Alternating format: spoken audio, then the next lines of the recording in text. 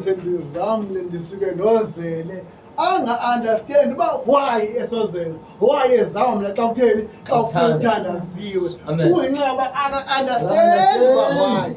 Amen. Kuthiwe makufaste azibhaqe setyile, emveni kobetyile angaphinde aqhubeke nefasting because utheni utyile. Aka-understand uba if uthe watya ngemistake phinde uqhuba ufaste. Amen.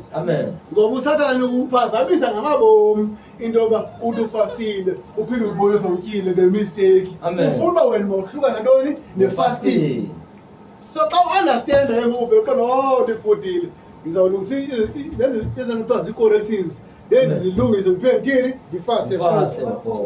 Amen.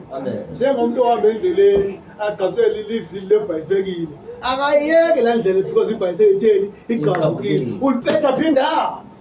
Ngoku-understanda into yoba indlela yam isuka kule ndawo ndiya kule ndawo. Amen. So alizuthi because ibhayisekile igqabukile ndiyeke uya laa ndawo bendisiya kuyo, ndixole uyiqwayaqala ndiyibeke egqini ngoba ndiyazazi apho ndiyakhona.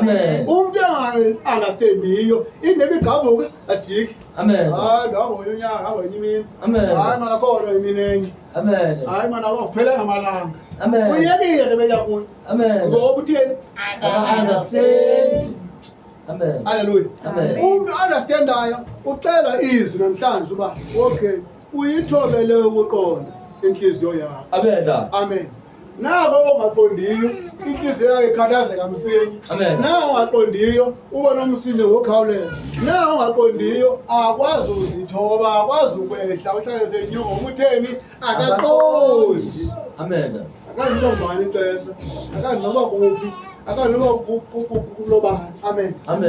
Ngenxa utheni akaqondi. Haleluya.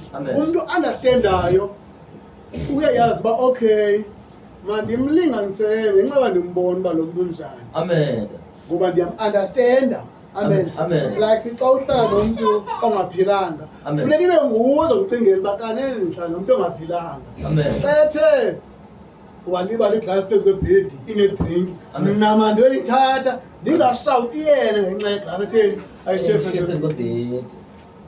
Amen. Ngoba kaloku uya-understand uba laa mntu utheni akaphilanga. Amen. Umntu onga-understandiyo uzombona umntu eshiye ikhandlela phaa phezu kwebhedi avela aqale ngobetha laa mntu ayeke laa khandlela.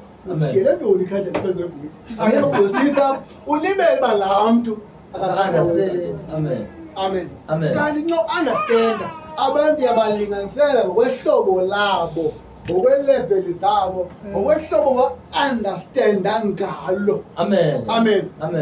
If lo wangumntana okanye ngumntana nemthethe kanje ngoba ndiyeni ndiya-understand ukwenza yena. If lona yintanga yakho umthethe ngoba yintanga yakho utheni uya-understand. If lona ngumdala kunawe umthethe ezinto omdala ngoba utheni uya-understand. Athi kwedidi kabantu uye kweluwanini ube soyindoda. Udala elukile. Kodwa ubuhleke futhi. Amen.